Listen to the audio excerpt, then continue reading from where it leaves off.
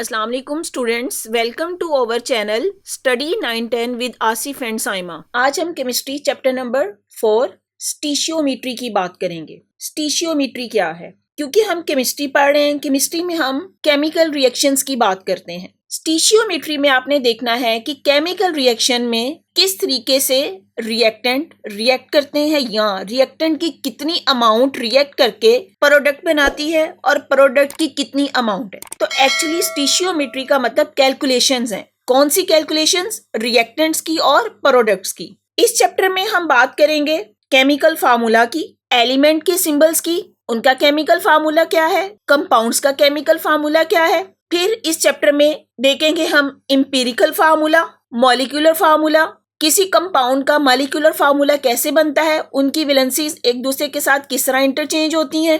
Then इसमें बात की गई है एवोगैड्रोस नंबर की, मोल कॉन्सेप्ट क्या है। ये सब चीजें आपके लिए न्यू है, आपने इसको परेशान नहीं होना, इसको समझने की कोशिश करनी है। तो ये इंशाल्लाह आपको ऐसा ऐसा समझ आता जाएगा। तो आते हैं अपने चैप्टर की तरफ, स्टीशियोमेट्री। अब जैसे चैप्टर के स्टार्ट में देखें, स्टीशियोमेट्री के बारे में बताया गया है, it is an important concept of chemistry. क्यों इंपॉर्टेंट कंसेप्ट है कि जब भी हमने केमिकल रिएक्शंस की बात करनी है तो केमिकल रिएक्शन में रिएक्टेंट मिलके प्रोडक्ट बनाते हैं। अब वो रिएक्टेंट किस अमाउंट में मिलते हैं, उनकी कंसंट्रेशन क्या है या उनकी परसेंटेज क्या है, और वो प्रोडक्ट कितनी कंसंट्रेशन में बनाते हैं। तो इस को पढ़ने के लिए हम स्टीशियोमेट्री से इसका मुतालिया करते हैं। और स्टीशियोमेट्री का कंसेप्ट बेस क्या है? Law of conservation of mass पे। आपने law of conservation of energy तो पढ़ा हुआ है। Law of conservation of energy था कि energy neither be destroyed neither be created but it can change from one form to another. तो इसी तरह law of conservation of mass क्या है कि matter neither be created nor destroy, therefore the total mass of all the reactant must B equal to total mass of the product. तो ये law of conservation of mass के ऊपर base है स्टीशियोमेट्री। अब जब केमिकल इक्वेशन की बात करते हैं तो केमिकल इक्वेशन जब भी लिखेंगे हम उसको बैलेंस फॉर्म में लिखते हैं। अब उसको बैलेंस करने का क्या मतलब है? एक्चुअली हम उसको शो कर रहे होते हैं कि उसके नंबर ऑफ मोल्स इक्वल हैं, रिएक्टेंट के number of moles and product के नंबर ऑफ मोल। वो उसको बैलेंस करने का, इक्वल करने का मतलब ही ये है कि हम उसकी स्टीशियोमेट्रिक देख रहे हैं कि कितने रिएक्टेंट कितनी परसेंटेज में या कितनी कंसंट्रेशन में रिएक्ट कर रहे हैं और प्रोडक्ट बना रहे हैं। अब इसका फायदा क्या होता है? स्टीशियोमेट्री इंडस्ट्री में यूज की जाती है। इंडस्ट्री अब कोई भी हो सकती है जिसमें जैसे कोई भी प्रोडक्ट बना रहे हैं। अब उसमें कंसंट्रेशन देखी जाएगी कि कौन से रिएक्टेंट कितनी अमाउंट में या कितनी तादाद में उनको रिएक्ट करवाया जाए तो हमारा प्रोडक्ट बनेगा। फॉर एग्जाम्पल शैम्पू इंडस्ट्री देख लें, जहाँ पे शैम्पू बन रहा है कि उसके रिएक्टेंट कितनी तादाद में मिलाए कि हमारा अच्छी क्वालिटी का शैम्पू बने। यहाँ साबुन देख लें। तो डिफरेंट इंडस्ट्रीज में स्टीशियोमेट्री यूज करके means concentration of reactant find out की जाती है कि उनकी कितनी तादाद या उनके कितने ग्राम्स या उनकी कितनी अमाउंट मिले रिएक्टेंट की और हमें प्रोडक्ट की एक अच्छी क्वालिटी मिले। तो ये स्टीशियोमेट्री का हमारी डेली लाइफ में यूज है। और आपसे क्वेश्चन भी पूछा जा सकता है शॉर्ट क्वेश्चन की फॉर्म में कि स्टीशियोमेट्री आपकी डेली लाइफ में कहाँ पे यूज होती है। तो इसका आंसर देखिए, stoichiometry is use in industry quite often to determine the amount of raw material. अब रॉ मटेरियल यहाँ पे क्या है? हमारे रिएक्टेंट है, required to produce the desire amount of product.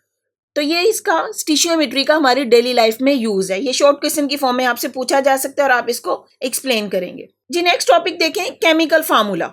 आपने पहले भी 8th क्लास में केमिकल फार्मूला के बारे में पढ़ा है अपनी साइंस की बुक में।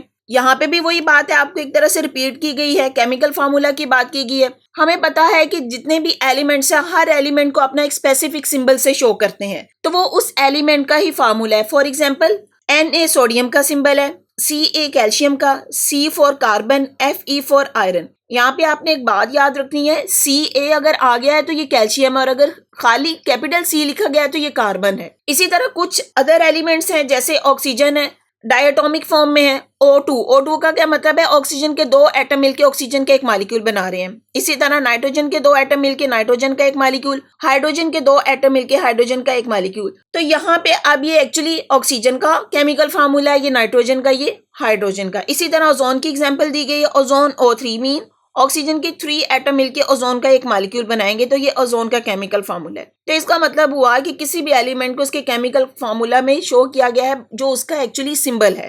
फिर यहाँ पे आयनिक कंपाउंड की बात की गई है। आयनिक कंपाउंड के केमिकल फार्मूला कैसे शो किए जाते हैं? जैसे एग्जाम्पल दी गई है सोडियम क्लोराइड की।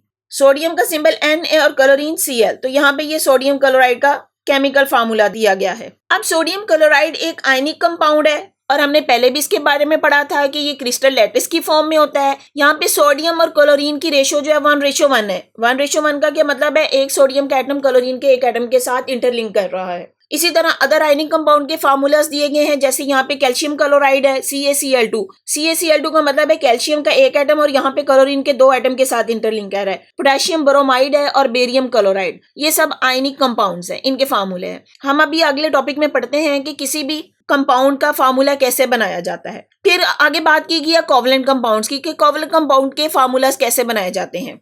अब जैसे यहाँ पे एग्जांपल दी गई है वाटर मॉलिक्यूल की, H2O। अब हमें यहाँ पे पता है H2O का मतलब है ऑक्सीजन के एक एटम के साथ हाइड्रोजन के 2 एटम कंबाइन कर रहे हैं, तो ये वाटर का फार्मूला बन रहा है। इसी तरह एग्जांपल दी गई है अमोनिया की, नाइट्रोजन का एक एटम हाइड्रोजन के 3 एटम के साथ मिल रहा है, तो ये अमोनिया का फार्मूला बन रहा है। Then methane gas CH4, carbon के एक एटम के साथ हाइड्रोजन के 4 एटम मिल रहे हैं। तो इसका मतलब हुआ कि किसी भी कंपाउंड, चाहे वो आयनिक कंपाउंड हो, कोवलेंट कंपाउंड हो, उनको हम रिप्रेजेंट करते हैं उसके सिंबल्स के साथ, और उसके ये बताते हैं कि उसमें कितने एटम दूसरे एटम के साथ रिकम्बाइन कर रहे हैं। इसी को उसका केमिकल फार्मूला बोलते हैं। अब यहाँ पे इसकी डेफिनेशन भी देखें। अ केमिकल कंपाउंड इज दस represented by a chemical formula which is called the molecular formula of the compound and which show all the type of atom bounded together in one molecule of that compound। तो अब बात वही की गई कि किसी भी कंपाउंड में उसके फार्मूले में एक्चुअली बताया जाता है कि कितने एटम किस रेशो के साथ मिलके एक मॉलिक्यूलर फार्मूला बना रहे हैं। जैसे अभी एग्जांपल भी दी वाटर का मतलब H2O मीन ऑक्सीजन के एक एटम के साथ हाइड्रोजन के 2 एटम मिल रहे हैं। इसी तरह यहाँ पे कोवलेंट कंपाउंड के फार्मूलास दिए गए हैं, जैसे HCl है, HF हाइड्रोजन फ्लोराइड है, हाइड्रोजन सल्फाइड है, phosphorus hydride PH3, hydrogen peroxide, sulphuric acid, carbon dioxide, carbon monoxide and benzene. तो यहाँ पे ये सब ये कोवलेंट कंपाउंड है और ये शो कर रहे हैं कि इसके एक मॉलिक्यूल में कितने कितने एटम एक दूसरे के साथ मिल रहे हैं। अब जैसे यहाँ पे देखें H2O2 हाइड्रोजन पर ऑक्साइड का फार्मूला है, मीन ऑक्सीजन के 2 एटम के साथ हाइड्रोजन के 2 एटम ही कंबाइन करके हाइड्रोजन पर ऑक्साइड बना रहे हैं।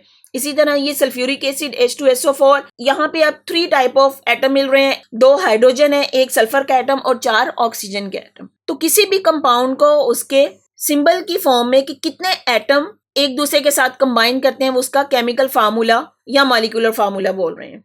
अब यहाँ पे मिनी एक्सरसाइज दी गई है। How would you differentiate between the chemical formula of an element and that of a compound? आप किस तरह डिफरेंशिएट करेंगे chemical formula of element, element का केमिकल फार्मूला क्या होता है, and that of the compound. सबसे पहले तो आपको इसमें पता होना चाहिए एलिमेंट क्या है और कंपाउंड क्या है। Element single simplest form of matter है, जैसे एग्जांपल दूंगी सोडियम की, ये एलिमेंट की फॉर्म में है Na, ये एक एलिमेंट है। या ऑक्सीजन की बात कर लें O2 एक एलिमेंट है, या कैल्शियम की बात कर लें Ca, ये एलिमेंट है। तो किसी भी एलिमेंट का जो फार्मूला है एक्चुअली उसका सिंबल फॉर्म में यही उसका फार्मूला है जो इसको सिंबल में शो किया जाता है। अब बात की गई है कंपाउंड। कंपाउंड वो होगा जहां पे 2 या 2 से ज्यादा एलिमेंट मिलते हैं, जैसे एग्जांपल दी वाटर की H2O, तो ये कंपाउंड है, तो इसका फार्मूला ये आपको शो किया गया। या HCl देखें, हाइड्रोजन क्लोराइड मिलता है, तो ये एक कंपाउंड है। तो केमिकल फार्मूला ऑफ एलिमेंट मतलब एलिमेंट का जो सिंबल वही उसका फार्मूला है, जबकि कंपाउंड के केस में हम देखेंगे कि कौन कौन से एटम मिलके एक मॉलिक्यूल बना रहे हैं। एग्जाम्पल मैंने आपको एक्सप्लेन कर दिए। नेक्स्ट देखें, write down the name of ionic and covalent compound whose formulas have been given in this article. आपसे पूछा गया आयनिक कंपाउंड के नाम बताने हैं और कोवलेंट कंपाउंड के इन दिस आर्टिकल। तो इसका मतलब है इसी आर्टिकल की बात की गई है। ये जितने कंपाउंड्स हैं, ये जितने भी कंपाउंड है, ये कोवलेंट कंपाउंड है। तो आप इसमें से कोई भी एग्जांपल दे सकते हैं, 2 दे दे, 3 दे दे, 4 दे दे, मैं आपको इसके नाम भी बता चुकी हूँ। इसी तरह आयनिक कंपाउंड के बारे में पूछा गया तो यहाँ पे आ जाए, ये देखें आयनिक कंपाउंड, कैल्शियम क्लोराइड की बात की गई है, पोटेशियम ब्रोमाइड की, बेरियम क्लोराइड, ये आयनिक कंपाउंड है। सोडियम क्लोराइड भी एक आयनिक कंपाउंड है। तो आप अपनी इस एक्सरसाइज में ये आयनिक कंपाउंड के बारे में बता सकते हैं और ये सारे के सारे जो कोवलेंट कंपाउंड है, कार्बन डाइऑक्साइड, कार्बन मोनोऑक्साइड है, बेंजीन है, हाइड्रोजन पेरोक्साइड, सल्फ्यूरिक एसिड, ये सब के सब कोवलेंट कंपाउंड्स हैं। जी स्टूडेंट्स, अगर आपको मेरा लेक्चर पसंद आया है तो मेरी वीडियो को लाइक करें, अपने फ्रेंड्स के साथ शेयर करें, मेरे चैनल को सब्सक्राइब करें और बेल आइकन पे क्लिक कर दें ताकि हर आने वाली न्यू वीडियो सबसे पहले आपको मिल जाए। थैंक यू, दुआओं में याद रखिए। अल्लाह हाफिज़।